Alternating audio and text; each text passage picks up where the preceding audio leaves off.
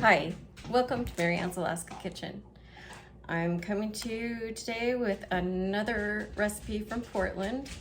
This is from the Rocky Mountain Chocolate Factory. It's called Avalanche Bark. It's absolutely scrumptious and you're gonna love it if you try it, and it's super simple and easy.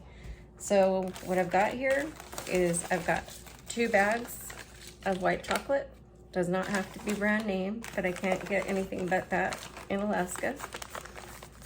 A half a bag of mini chocolate chips, a half a bag of mini marshmallows. I'm gonna use a little more than a half a cup of creamy peanut butter, your choice. If you use the kind that you have to stir, it could be a little problematic in this recipe, but you can make it work if you really, really love that stuff. And I've got my white chocolate chips in a microwave safe bowl. And I've done 1.5 minutes on them. I'm gonna go check on them. This recipe comes together very quickly and it's super delicious. So these have 1.5 minutes on them, and as you can see, they are getting melty, but they're not quite there. I need to be able to blend that peanut butter into the white chocolate and have it become nice and creamy. So I'm gonna give this about another 20 seconds. Okay, so we're there. You can see it's still got a few little bumps in it. This took 1 session of 1 minute, and then I stirred it 30 seconds more, stirred it, and 20 seconds after that. Because this is 2 whole bags of white chocolate. And into that, I'm gonna add a little more than a half a cup of peanut butter, but I'm just gonna eyeball it. If you really wanna measure a half a cup of peanut butter and then get it extricated from a measuring cup, that's just fine. But I'm gonna plop that in to my white chocolate, and I think it's gonna turn out just fine. And you really have to worry about that when you're baking. But this is not technically baking. This is pretty much heating the chocolate up and combining. So I'm just gonna mix that peanut butter in, incorporate it into the white chocolate. It also cools the white chocolate down, because when it goes into those Rice Krispies, I don't want it to be sizzling.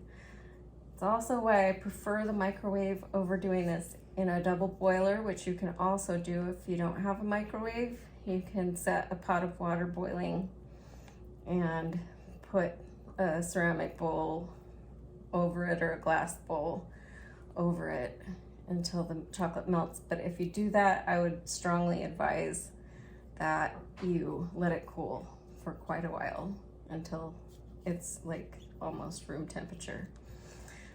But this, dip my finger in it, it's almost room temperature already. So that is perfect. I'm gonna pour that over my 3 cups of Rice Krispies.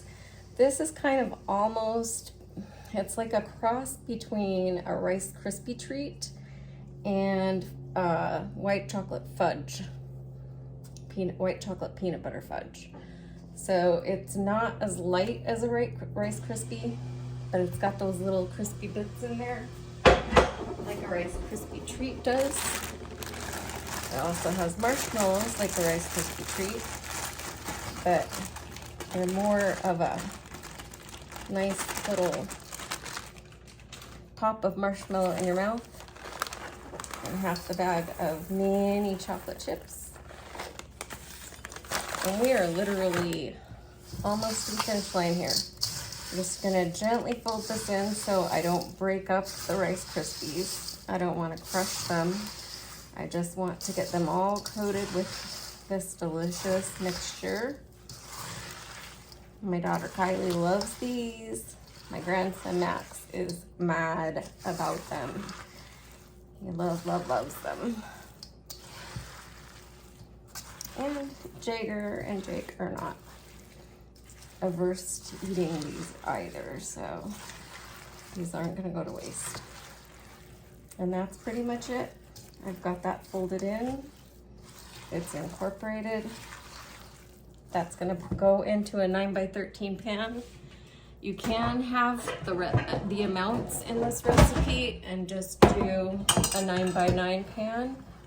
I'm gonna spray it with a little bit of cooking spray so that it comes out easily. It's not like it gets really sticky, but just to ensure that it comes out easily, I'm gonna give it a medium coating.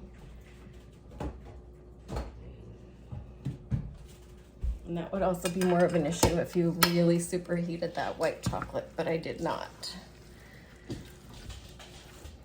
And these will set pretty quickly at room temperature on your counter. Cover them with a little bit of plastic wrap, or in this case, this pan comes with a lid. I'm gonna put the lid over it after they set. And that is literally the whole show. My daughter Kylie, she had some bad cravings for these when she was pregnant with her little girl Lila, my granddaughter, and she couldn't get it. She was very excited when we got to make these at home, and she found out she can have these anytime she wants. So treats you can make at home for a lot less than you'd pay are kind of cool. And that's it. Rocky Mountain Avalanche bars, delicious. Gotta try them. If you like them, hit that subscribe and like button. The recipe is down below. If you hit the little down arrow up in the upper right corner, all the ingredients and instructions will be down there. I hope you enjoyed this, and come back and see us again at Mary Ann's Alaska Kitchen.